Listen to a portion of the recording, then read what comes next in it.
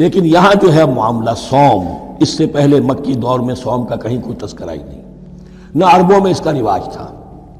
یہ لفظ بھی عربی زبان میں تھا گھوڑوں کے لیے، گھوڑے روزہ رکھتے تھے۔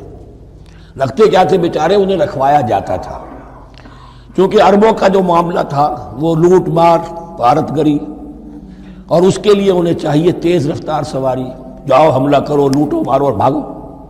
اونٹ جو ان کی فضا اور ان کے ماحول کے لیے مناسب تھا وہ زیادہ تیز دوڑ نہیں سکتا، اپنی اس ضرورت کے لیے گھوڑا چاہیے تھا۔ گھوڑے میں عرب کا سخت موسم برداشت کرنے کی عادت نہیں، نازک جانور ہے، وہ پیاسا تو نہیں رہ سکتا 7 دن تک جیسے کہ اونٹ رہ سکتا ہے، بھوکا نہیں رہ سکتا، وہ لو کے تھپیڑے نہیں برداشت کر سکتا، لہذا عرب اس کو رکھواتے تھے روزہ۔ کھانا پینا بند کیا اور اس کے جو ہے منہ کر کے کھڑے ہو گئے جب گرم تیز ہوا چل رہی ہے، خود تو اپنے آپ کو لپیٹ لیا اپنے گھتنے میں، غترہ کہلاتا ہے وہ جو بھی کپڑا اوپر ہوتا ہے، اور وہ اس گھوڑے کو جو ہے وہ ساری آگ اس پر برس رہی ہے تاکہ اس میں عادت پیدا ہو جائے جھیلنے کی، برداشت کرنے کی۔ تو جنگ کے موقع پر کہیں یہ دغا نہ دے جائے، اگر یہی ہمت ہار گیا تو اس کا تو کیا کیا جائے گا، تو اصل میں سوار ہے جو مارا گیا۔ یہ روزہ ان کے ہاتھ تھا، لیکن جب حضور آئے مدینے میں تو یہاں یہود میں روزے کا رواج تھا۔ وہ ایک تو عاشورہ کا روزہ رکھتے تھے، اس لیے کہ وہ تاریخ تھی جس میں کہ نجات ملی تھی بنی اسرائیل کو فرعونیوں سے۔ پہلے یہ کہ ہر مہینے میں 3 روزے، اب اگر 30 کے 30 روزے ایک ہی مہینے میں فرض کر دیے گئے ہوتے اور وہ ہوتے جون جولائی کے تو جان نکل جاتی۔ بہترین تدبیر یہ کی گئی ہر مہینے میں، اور یہ موسم سارے آ رہے ہیں اس میں۔ پھر کچھ عرصے کے بعد یہ رمضان کا روزہ فرض کیا گیا۔ پہلا جو روزہ تھا 3 دن کا، اس میں یہ بھی تھی اجازت کہ جو اگر مسافر نہیں ہے، بیمار بھی نہیں ہے، طاقت رکھتا ہے روزہ رکھنے کی، پھر بھی روزہ نہ رکھے تو اس کا فدیہ یہ ہے کہ 1 مسکین کو کھانا کھلائے۔ علی الاطلاق تھا یہ۔ جب رمضان کے روزے کی فرضیت ہو گئی تو اب یہ فدیہ نہیں ہے، البتہ حضور نے اس کو باقی رکھا ایسے شخص کے لیے جو بہت بوڑھا ہے، یا کوئی خاتون بہت بوڑھی ہے برداشت نہیں کر سکتی، یا کوئی بیمار ہے، کسی سخت ایسی بیماری میں ہے کہ روزہ اس کے لیے جان کے لیے ہلاکت کا اندیشہ ہو سکتا ہے، اس کے لیے فدیہ برقرار رکھا۔ عام طور پر صحت مند شخص جو مسافر بھی نہ ہو اس کے لیے یہ رعایت ختم ہو گئی۔ یہ ہے ان آیات کی تعبیر جس پر میں پہنچا ہوں، اور بہت عرصے بہت پہلے پہنچ گیا تھا، لیکن چونکہ اکثر مفسرین نے یہ بات نہیں لکھی ہے تو میں جھجکتا رہا، لیکن بعد میں مجھے معلوم ہوا کہ مولانا انور شاہ کاشمیری رحمۃ اللہ علیہ کی رائے یہی ہے، تو مجھے اعتماد ہو گیا، اور پھر مجھے اس کا ذکر جو ہے یہ تفسیر کبیر میں امام راضی کے ہاں بھی مل گیا کہ متقدمین کے ہاں یہ رائے موجود تھی کہ پہلی 2 آیتیں جو ہیں اس روزے سے متعلق یہ رمضان کے روزے سے متعلق نہیں ہیں، بلکہ وہ 3 ہر مہینے کی 13، 14 اور 15 ایام 20 کے روزے حضور نے بعد بھی رکھے ہیں نفلاً، لیکن شروع میں یہ 3 روزے رکھنے کا حکم دیا گیا تھا۔ پہلی 2 آیتیں اس 6 آیتوں پر مشتمل رکوع، اور یہ ایک عجیب مقام ہے۔ قرآن مجید کے احکام بہت دفعہ ہے، نماز کے احکام قرآن میں بہت دفعہ ہیں، کہیں وضو کا ہے، کہیں تیمم کا ہے، کہیں اور نماز خوف کا ہے، مختلف جگہوں پر، لیکن صوم کی عبادت پر یہ 6 آیات کامل ہیں، مکمل ہیں، اس کی حکمت، اس کی غرض و غایت، اس کے احکام سب کے سب اس میں آ گئے۔ اب پہلی 2 آیتیں کون سی ہیں؟ یا ایھا الذین آمنوا کتب علیکم الصیام کما کتب علی الذین من قبلکم لعلکم تتقون، اے ایمان والو تم پر بھی فرض کیا گیا روزہ رکھنا جیسے کہ فرض کیا گیا تھا تم سے پہلوں پر، تاکہ تمہارے اندر تقوی پیدا ہو جائے۔ وہ جنگ کے لیے کرواتے تھے گھوڑوں کو تیار، تمہیں تقوی کے لیے اپنے آپ کو تیار کرنا ہے، بھوک کو قابو میں رکھ سکو، شہوت کو قابو میں رکھ سکو، پیاس کو برداشت کر سکو۔ اللہ کی راہ میں جنگ کے لیے تمہیں نکلنا ہوگا، اس میں بھوک بھی آئے گی، پیاس بھی آئے گی، اپنے آپ کو تیار کرو جہاد کے لیے۔ اور یہ بات واضح ہو جائے گی، اگلے رکوع سے قتال کی بحث شروع ہو جائے گی۔ روزے کی یہ گفتگو ہو رہی ہے تمہیداً قتال کے لیے، جیسے گھوڑوں کو تیار کیا جاتا تھا، صوم رکھوایا جاتا تھا قتال کے لیے۔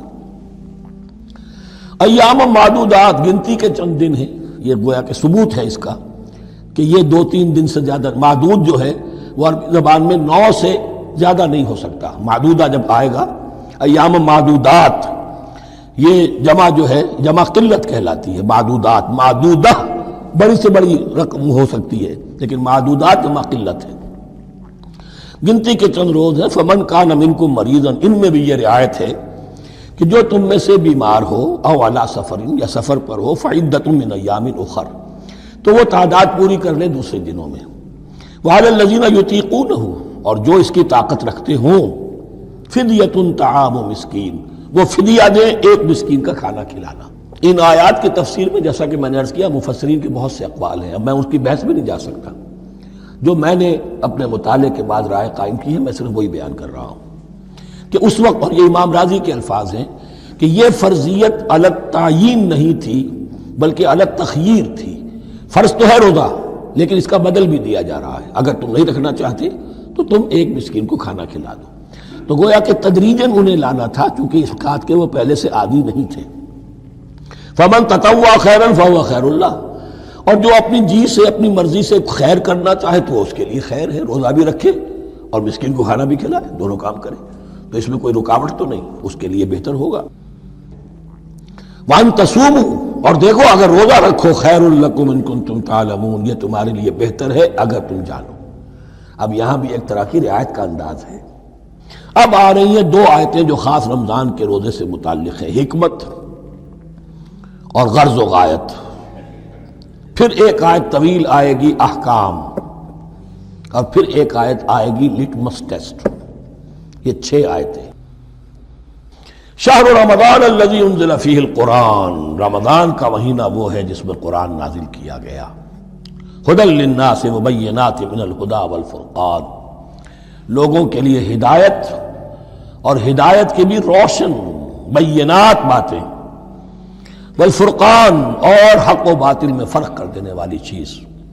فمن شہد منکم الشہر، تو جو کوئی بھی پائے اس مہینے کو، یا جو شخص بھی مقیم ہو اس مہینے میں، مسافر نہ ہو، فلیصم، اس پر لازم ہے کہ روزہ رکھے. اب وہ وجوب علی التخییر ختم ہو گیا، اب وجوب علی التعیین، اب یہ لازم ہے، یہ رکھنا ہے. ایک رعایت باقی رکھی، ومن کان مریضا او علی سفر فعدۃ من ایام اخر، جو بیمار ہے یا یہ کہ سفر پر ہے وہ تعداد پوری کر لے دوسرے دنوں میں. یرید اللہ بکم الیسر ولا یرید بکم العسر، اللہ تمہارے ساتھ آسانی چاہتا ہے، سختی نہیں چاہتا. یہ لوگ اپنے اوپر سختیاں جھیلتے ہیں، شدید جو ہے سفر کے اندر بھی روزہ رکھے ہوئے، حالانکہ یہاں اجازت دی ہوئی ہے. یہ بلکہ حضور نے ایک مرتبہ ایک سفر میں کافی سرزنش کی. کچھ ایک جہاد اور قتال پہ نکلے تھے، لیکن کچھ لوگوں نے اس سفر میں بھی روزہ رکھ لیا. نتیجہ یہ ہوا کہ سفر کے بعد جہاں منزل میں اب جا کر خیمے لگانے تھے وہ نڈھال ہو کر گر گئے. جن لوگوں کا روزہ نہیں تھا انہوں نے پھر وہ خیمے لگائے، منزل کا کام کیا. تو حضور نے فرمایا کہ لیس من البر الصیام فی السفر، روزے رمضان اس میں سفر میں روزہ رکھنا کوئی نیکی کا کام نہیں ہے. لیکن ہمارا تصور اور ہے، 105 بخار چڑھا ہوا ہے، روزہ نہیں کھولوں گا میں، روزہ تو میں نے رکھا ہوا ہے، یا روزہ تو میں نہیں چھوڑوں گا. حالانکہ جہاں رعایت اللہ کی ہے اس رعایت سے فائدہ نہ اٹھانا ایک طرح کا کفران نعمت ہے. وَلِتُكْمِلُوا الْعِدَّةَ، لیکن تمہیں عدت اور تعداد اب پوری کرنی ہوگی. وہ جو تھی ایک رعایت کہ فدیہ دے کر فارغ ہو جاؤ، وہ نہیں ہے. وَلِتُكَبِّرُوا اللَّهَ عَلَىٰ مَا هَدَاكُمْ، اور تاکہ تم تکبیر کرو اللہ کی اس پر کہ جو اس نے ہدایت تمہیں عطا فرمائی. وَلَعَلَّكُمْ تَشْكُرُونَ، اور تاکہ تم شکر کر سکو اس نعمت عظمیٰ کا جو قرآن حکیم کی شکل میں تمہیں دی گئی ہے.